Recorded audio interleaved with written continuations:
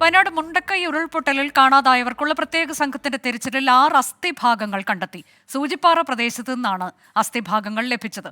നാളെ കേന്ദ്ര ദുരന്ത നിവാരണ അതോറിറ്റി സംഘം ദുരന്ത മേഖല സന്ദർശിക്കും.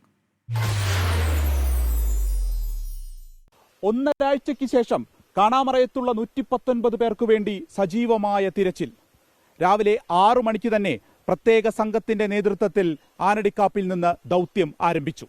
NDRF, സ്പെഷ്യൽ ഓപ്പറേഷൻ ഗ്രൂപ്പ്, അഗ്നിരക്ഷാസേന, ചാമ്പ്യൻസ് ക്ലബ്ബ് പ്രവർത്തകർ തുടങ്ങിയവരെ ഉൾപ്പെടുത്തിയാണ് 16 അംഗ പ്രത്യേക ടീം രൂപീകരിച്ചത്. തിരച്ചിലിന് പോകുന്നവർക്ക് ഉപകരണങ്ങൾ എത്തിക്കാൻ 10 പേരടങ്ങുന്ന മറ്റൊരു സംഘവും ഉണ്ടായിരുന്നു. ഉച്ചയോടെ പരപ്പൻപാറ, സൂചിപ്പാറ മേഖലയിൽ നിന്ന് 6 അസ്ഥിഭാഗങ്ങൾ ലഭിച്ചു. ഇവ DNA പരിശോധനയ്ക്ക് അയക്കും.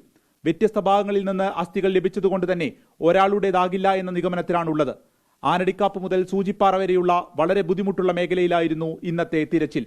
മണ്ണും അതുപോലെ പറ്റുന്ന രീതിയിലുള്ള പാറക്കെട്ടുകൾ അങ്ങോട്ട് മാറ്റിയിട്ട് അവിടുന്ന് സെർച്ച് ചെയ്യാം. എന്നുവെച്ചാൽ ബോഡീൻ്റെ എന്തെങ്കിലും പാർട്ട് കിട്ടാനുള്ള എല്ലാ സാധ്യതയുള്ള ഒരു സ്ഥലമാണ്. ഈ മേഖലയിൽ തിരച്ചിൽ തുടരണമോ എന്ന കാര്യത്തിൽ മന്ത്രിസഭാ ഉപസമിതി തീരുമാനമെടുക്കും. നാളെ കേന്ദ്ര ദുരന്ത നിവാരണ അതോറിറ്റി സംഘം ഉരുൾപൊട്ടലുണ്ടായ പ്രദേശങ്ങൾ സന്ദർശിക്കും. 17 വ്യത്യസ്ത വകുപ്പുകളിലെ ഉദ്യോഗസ്ഥർ സംഘത്തിലുണ്ടാകും. സമഗ്രമായ പുനർനിർമ്മാണ റിപ്പോർട്ട് തയ്യാറാക്കുക എന്നുള്ളതാണ് ലക്ഷ്യം. ടീം 24 വയനാട്.